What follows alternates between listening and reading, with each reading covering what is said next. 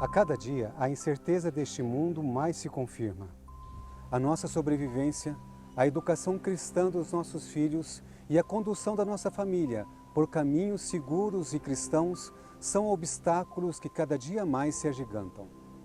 Muitos de nossos jovens têm deixado a caminhada cristã, não somente filhos de famílias que têm a espiritualidade debilitada, mas nos assusta o número de jovens de famílias fortes nos princípios cristãos que estão deixando a igreja e a fé de nossos pais.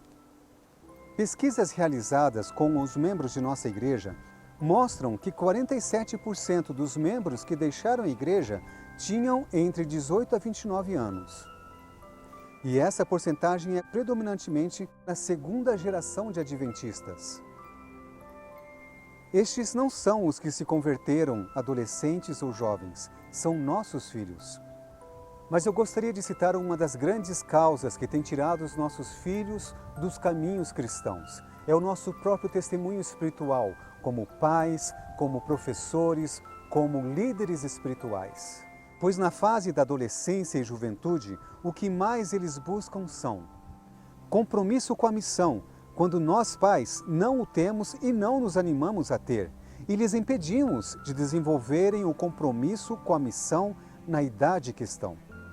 Deus sempre chama os jovens para a missão, como José, Daniel, Moisés, os discípulos de Jesus, Maria, Ellen White e a maioria dos pioneiros da nossa igreja.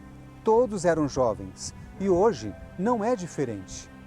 Deus vê na juventude potencial, energia e ânimo para a missão. Mesmo ainda em formação, um dos princípios da verdadeira educação é entrarem em ação ao mesmo tempo que são preparados. Eles, os jovens, também buscam respostas para muitas dúvidas e questionamentos que nós pais não temos tempo para responder e nem mesmo apresentar o assim diz o Senhor.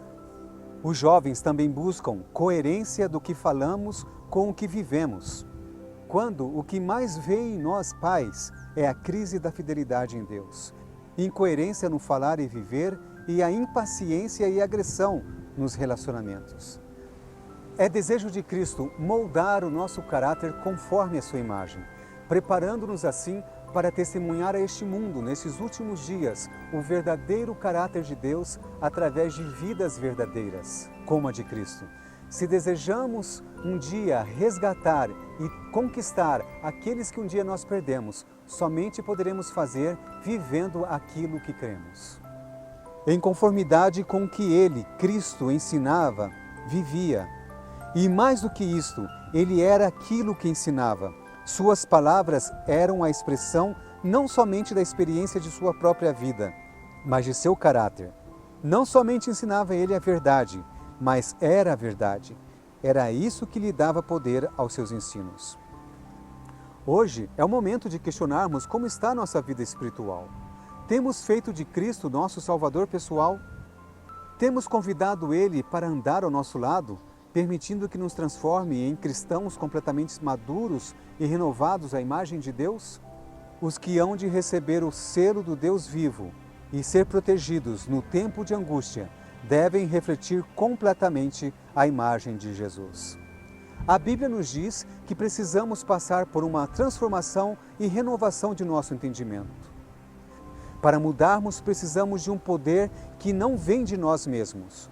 E este poder encontramos em nosso Criador, que é capaz de operar este milagre. E assim, se alguém está em Cristo, é nova criatura. As coisas antigas já passaram e eis que se fizeram novas. Mas para que Deus concretize esse milagre em nós, Ele precisa de nossa permissão para operar, pois operará de dentro para fora. E todos nós, com o rosto desvendado, contemplando como por espelho a glória do Senhor, somos transformados de glória em glória, na sua própria imagem, como pelo Senhor, o Espírito. Neste plano de redenção, temos também a nossa parte, escolhermos aquilo que contemplamos e que nos transforma, e permitirmos que Cristo transforme a nossa mente, dando-nos assim um pensamento correto em todos os assuntos. E não vos conformeis com este século, mas transformai-vos pela renovação da vossa mente, para que experimenteis qual seja a boa, agradável e perfeita vontade de Deus.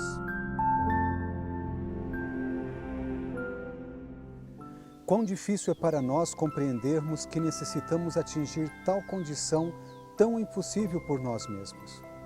Cristo então nos prometeu enviar o Santo Espírito para nos guiar em toda a verdade e nos unir a Cristo que operará essa mudança. É declarado positivamente a respeito do Espírito Santo que em sua obra de guiar os homens em toda a verdade não falará de si mesmo.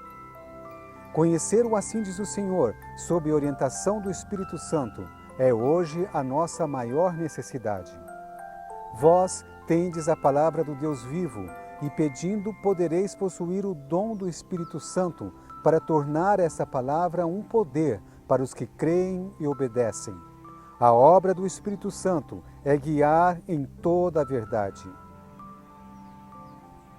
Vi que muitos negligenciavam a preparação tão necessária, esperando que o tempo do refrigério e da chuva serôdia os habilitasse para estar em pé no dia do Senhor e viver à sua vista. Oh, quantos vi eu, no tempo de angústia, sem abrigo! Haviam negligenciado a necessária preparação e, portanto, não podiam receber o refrigério que todos precisam ter para os habilitar a viver à vista de um Deus Santo. Recusamos o conselho da profecia e deixamos de purificar e de santificar a nossa alma na obediência de toda a verdade. E assim acreditamos que a nossa situação é muito melhor do que realmente é. Logo chegará o tempo em que as pragas cairão e veremos então a necessidade de sermos moldados à imagem de Jesus. Já não haverá mais tempo para isso e nem mediador para interceder por nós perante o Pai. Vi que ninguém poderia participar do refrigério, a menos que obtivesse a vitória sobre toda tentação, orgulho, egoísmo, amor ao mundo e sobre toda má palavra e ação. Devemos, portanto, nos aproximar mais e mais do Senhor, conhecendo-o profundamente e fervorosamente procurarmos aquela mudança tão necessária em nosso viver que nos habilitará a estarmos seguros de todos os enganos que nos sobrevirá.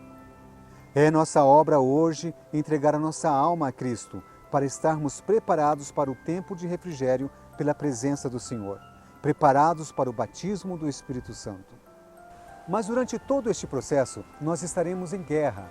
Guerra contra o nosso próprio eu e guerra contra as potestades malignas, pois Satanás está fazendo tudo o que pode para impedir que essa restauração ocorra em mim e em você.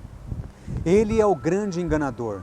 Mistura a verdade com o erro, apresenta-nos caminhos belos, mas que tem por fim a morte. E assim teme que descubramos suas estratégias. Nada há que o grande enganador mais receie do que familiarizarmos-nos com seus ardis. Nesta guerra, só há uma arma eficaz que nos garante a vitória. Essa arma não está em nós mesmos, não está em nossa própria força para lutar com as tentações e nossas tendências. Se lutarmos por nós mesmos contra o pecado, seremos rapidamente esmagados. A arma eficaz que nos garante a vitória é Cristo, a nossa salvação, e a Ele devemos buscar. Quando Satanás busca romper as barreiras da alma, tentando-nos a condescender com o pecado, precisamos, por fé viva, reter nossa ligação com Deus e ter confiança em sua força para nos habilitar a vencer todo ataque. Cumpre-nos fugir do mal e procurar a justiça, a mansidão e a santidade. Convido você hoje para conhecer a vontade de Deus para a nossa vida e da nossa família. E conhecer assim os parâmetros de Deus para medir os nossos pensamentos e assim sermos transformados.